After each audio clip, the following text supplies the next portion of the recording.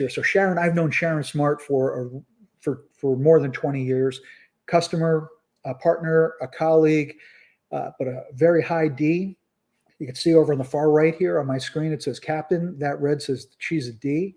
She is a consummate professional, output driven, and dynamic but sincere, right?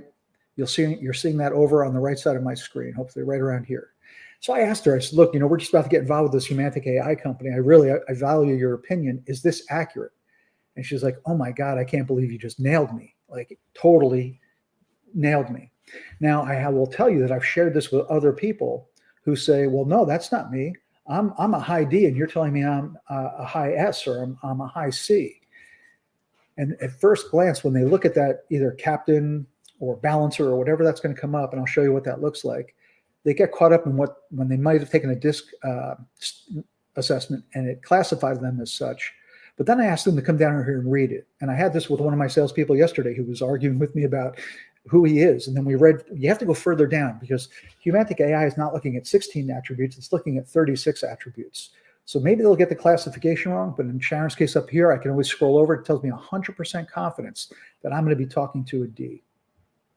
David showed you some of the other things about changing the text down here in an email, what to do or what not to do. But in the interest of time, I'm not going to do that. I'm going to go over here to my Humantic AI dashboard. So if I have a dashboard and Sharon works for a company called Expo, and I've got other companies loaded up in here, but I'm going to go to Expo, and here it tells me everybody I'm going to be interacting with. It tells me their archetype, their group, the color associated with their disc, their description. I get all of that, and that's wonderful. But if I said, really, the people who I want to key in on are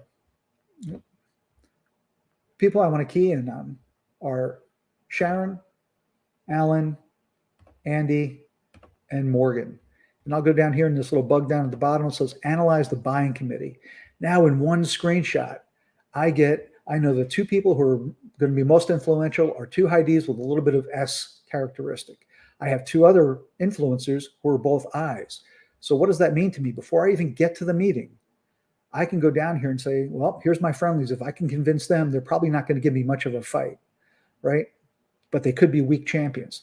Over here in the champions, I might have skeptics, but once I convince them, they will go to bat for me internally. And again, down here, just a cheat sheet for the do's and don'ts for each one. So before I'm going to a meeting in person and sitting in a boardroom with the four of them or on a Zoom call or Teams call, I can have this information in advance of what's happening. And let me show you one last thing before I move on from a technology perspective. If I go as a Humantic user, it connects to my Outlook calendar. So before every meeting I'm going to have for the day, you're going to see all the meetings and how often I use it.